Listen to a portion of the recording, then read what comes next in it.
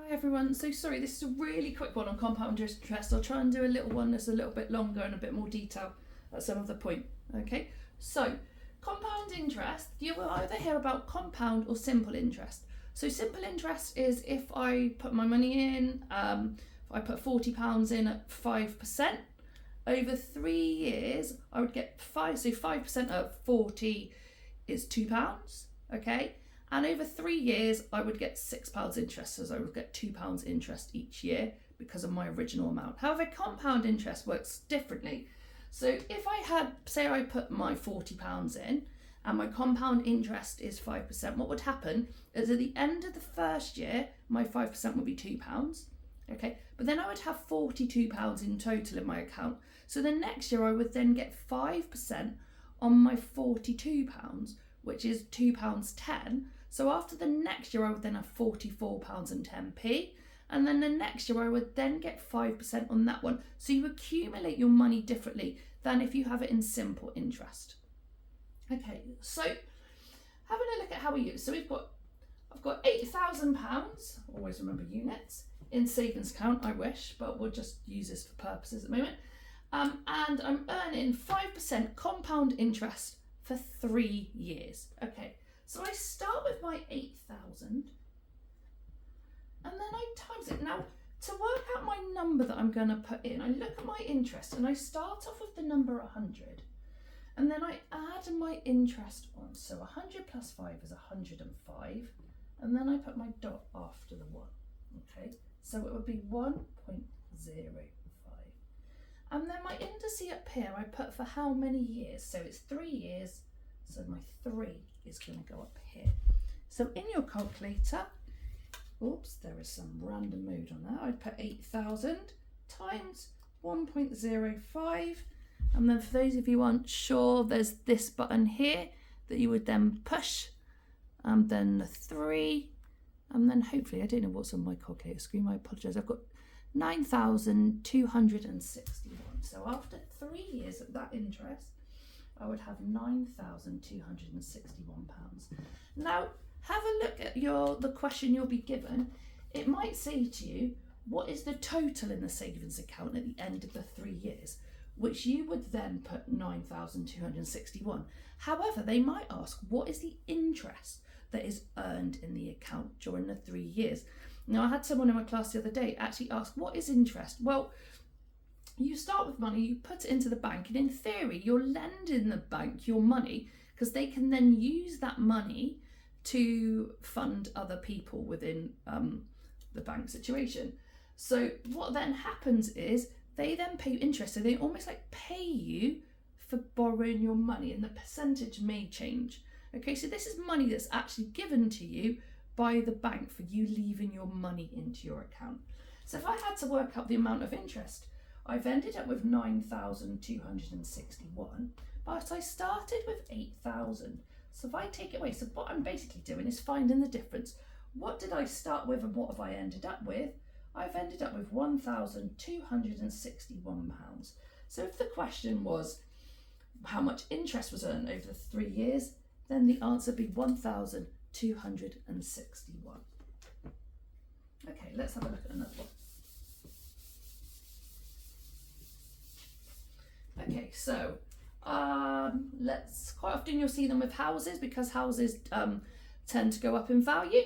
Okay, so let's say I've bought a house for 350,000. You can tell I live in Bristol.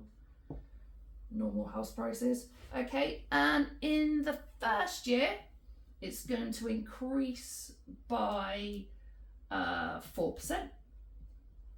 And then the next 2 years,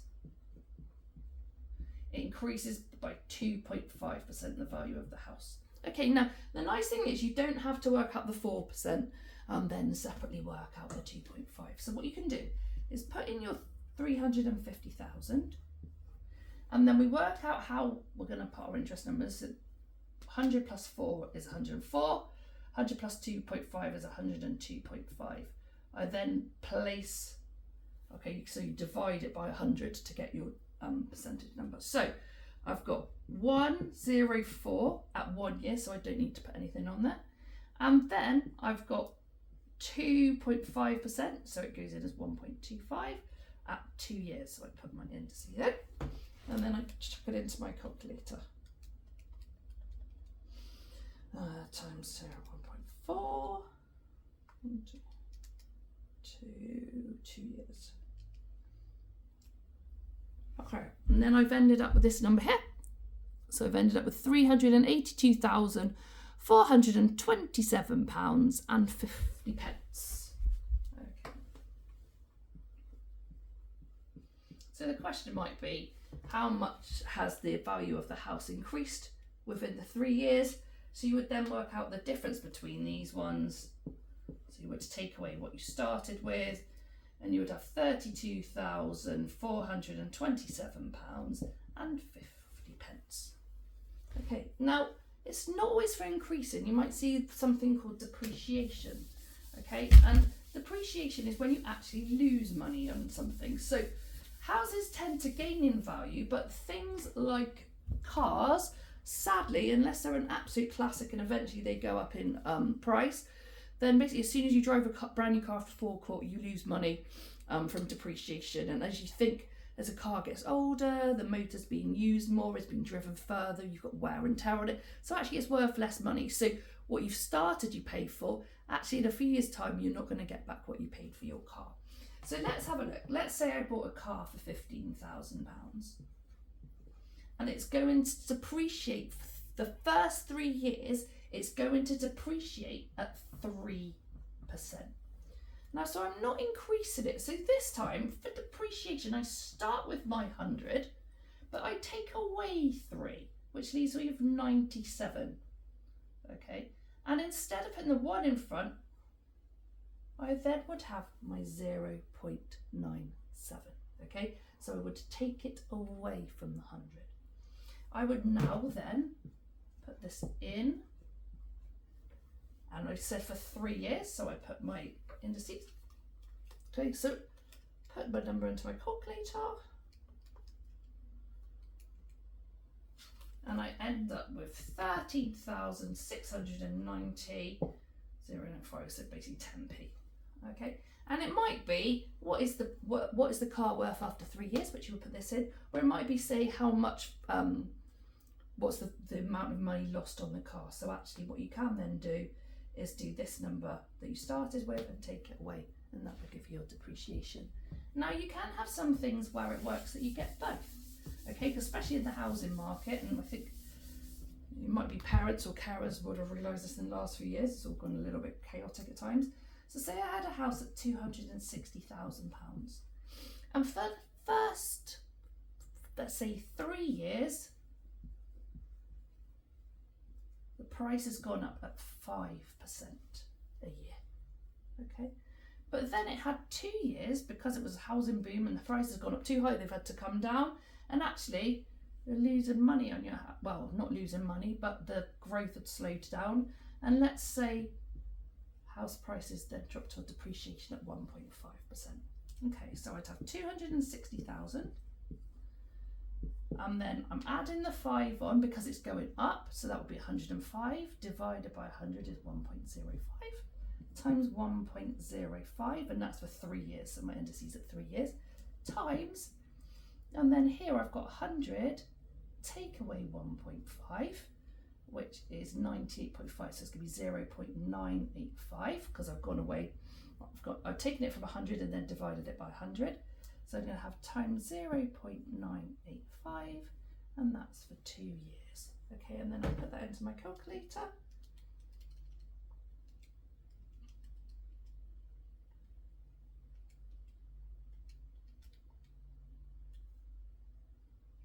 I've put something really random into my calculator, which I wouldn't suggest.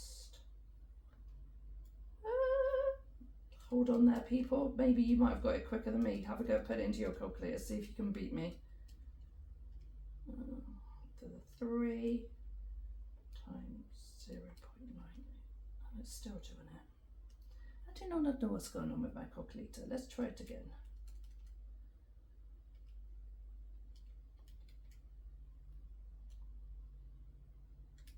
That looks better, that's a bit more promising.